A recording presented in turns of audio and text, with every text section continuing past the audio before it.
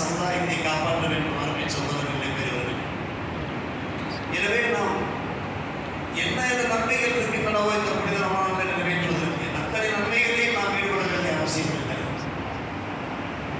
நம்முடைய ஆன்மீக பலம் மட்டும் அதிகரிக்க வேண்டியது நோக்கில்லை, நம்முடைய உடல் பலமும் அதிகரிக்கிறது.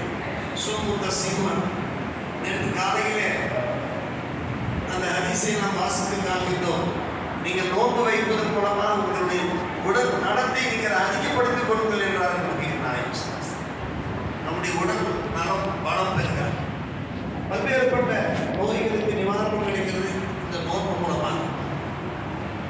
ஒரு பக்கம் நாம் நம்முடைய அந்த உடல் பசியை தணிப்பதன் மூலமாக அந்த உயிர் பசி அதிகரிக்கிறது, ஆன்மீக பலம் அதிகரிக்கிறது. மறுபக்கம் அன்பு சகோதரர்களை பெரியவர்கள உடல் நலம் கிடைக்கிறது.